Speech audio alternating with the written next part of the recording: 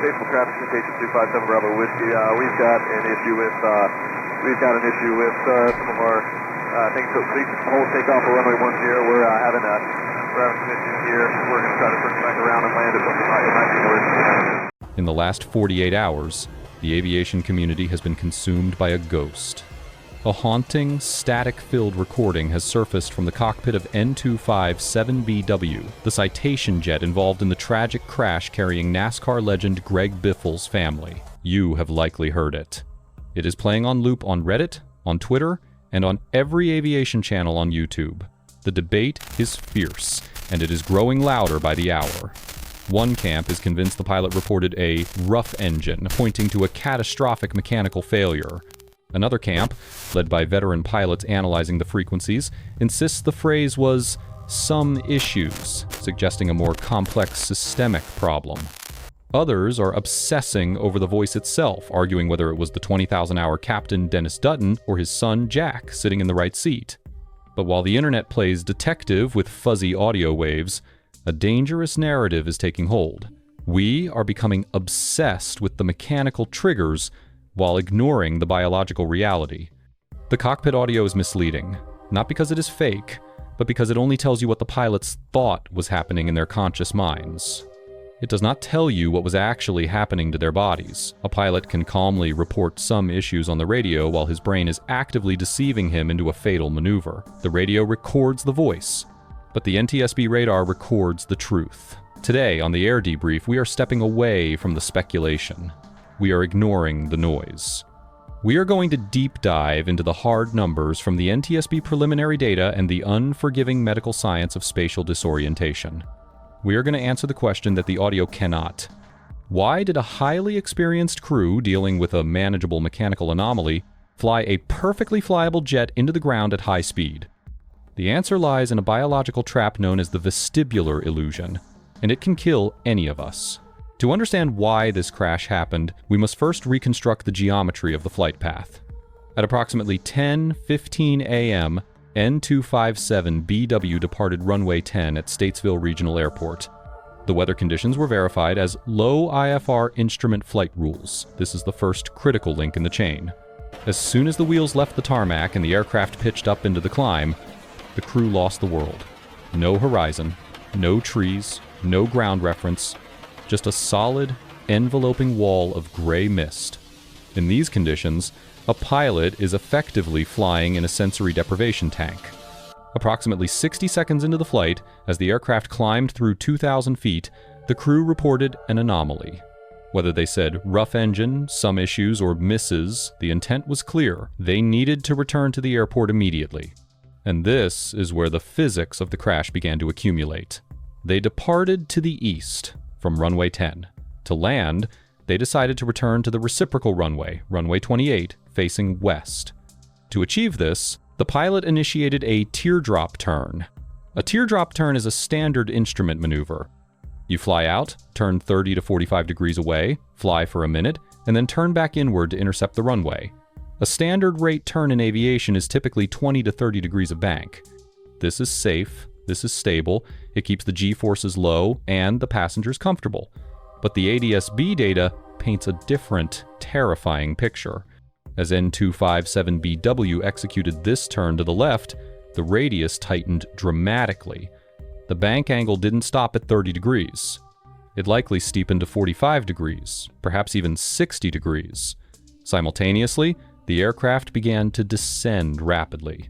This flight profile, a tightening turn accompanied by an accelerating descent rate, is the classic signature of a graveyard spiral.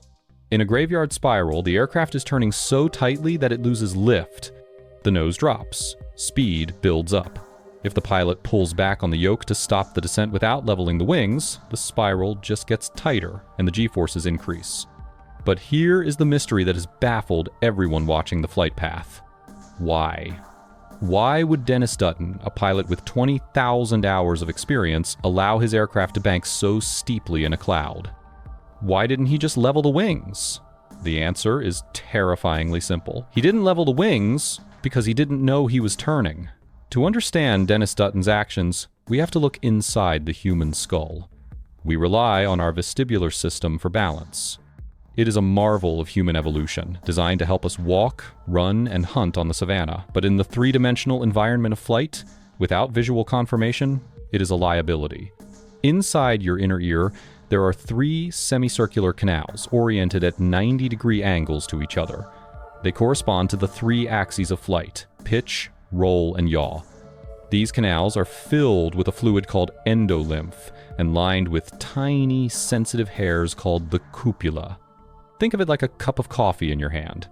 When you first turn your car to the left, the coffee sloshes to the right. That movement of fluid tells your brain, we are turning.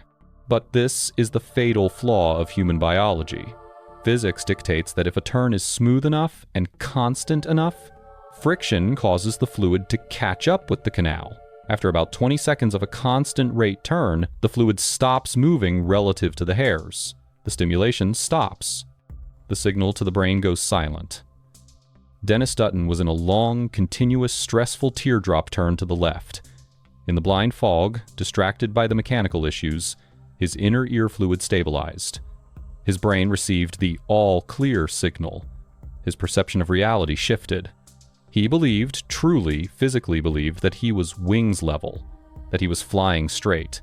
But in reality, the aircraft was still banked at 45 degrees. Because it was banked, it was losing vertical lift. Gravity was winning. The plane started to descend.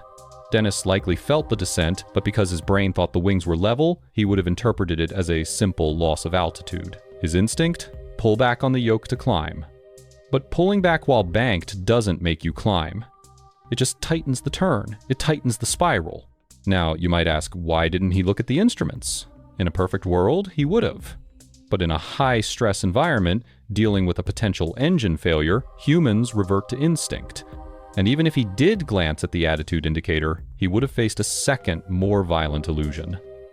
Imagine Dennis saw the bank on the instruments and tried to correct it. He turns the yoke to the right to level the wings. The moment he does that, the fluid in his ears, which had settled, now sloshes violently in the opposite direction.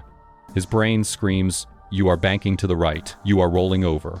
This sensation is called the leans.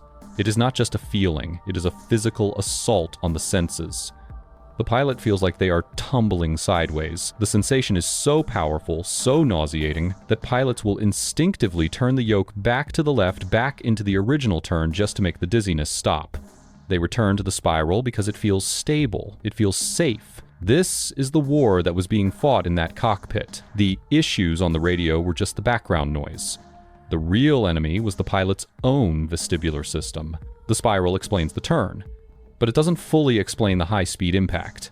Sight data suggests the aircraft struck the approach lights at a high velocity, not in a flat spin, but in a dive. This suggests one final deadly illusion took hold in the final seconds, the Somatogravic illusion. Let's go back to the rough engine or issues theory. If the pilots believed they were getting too low, or if they were trying to recover altitude, they would likely add power, they would accelerate. Or perhaps they broke out of the clouds at the last second, saw the ground, and slammed the throttles forward to go around. When a powerful jet accelerates rapidly in the dark, the G-force pushes the pilot back into his seat. Our otolithic organs, the stones in our ears that sense gravity, cannot tell the difference between accelerating forward and tilting backward. In the dark void, the brain creates a false gravity vector. It interprets this push back as the nose of the aircraft pitching UP. Dennis likely felt with 100% certainty that his aircraft was climbing dangerously steep. He felt he was entering an aerodynamic stall. His survival instinct screamed, "Push the nose down! Stop the climb!" To correct a climb, that wasn't happening. He pushed the nose down.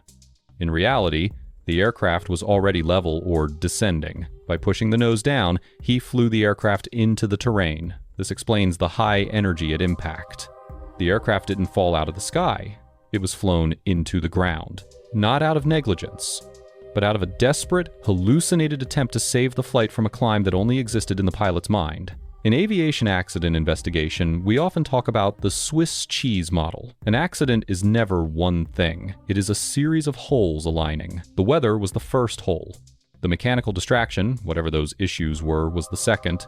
The biological illusions, the leans, the somatogravic trap were the third. But the final hole, the one that could have stopped it all, was the lack of a cross-check. Many commenters have defended the presence of Jack Dutton in the right seat. And purely from a father-son perspective, it is understandable. But in a complex jet, in an emergency, in the clouds, the physics change. Spatial disorientation is powerful. It is hypnotic. The only antidote is trusting the instruments. But when the captain's brain is compromised, the safety net must be the co-pilot. A qualified, instrument-rated first officer is trained to scan the instruments and shout, "Captain, you are banking left. Trust your attitude indicator." Unfortunately, Jack Dutton was a student. He did not have the training to recognize that his father was suffering from a vestibular illusion. In fact, without an instrument rating, Jack's own inner ear was likely lying to him too. Two brains, tricked by the same physics. No one was left to trust the machine. The NTSB investigation is ongoing. In the coming months, we will learn more about the engine, the fuel, and the exact control inputs. But the aeromedical facts we discussed today are likely the primary drivers of this tragedy. So, when you see the cockpit audio videos trending on YouTube, don't get lost in the noise. Don't judge the voices. Understand the terrifying biological cage that those pilots were trapped in. Greg Biffle, Dennis Dutton, and their family were not killed by a simple mistake.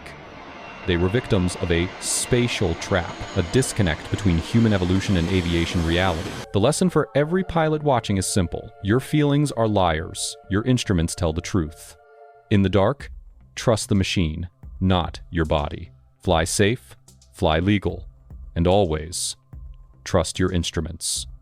This is the Air Debrief.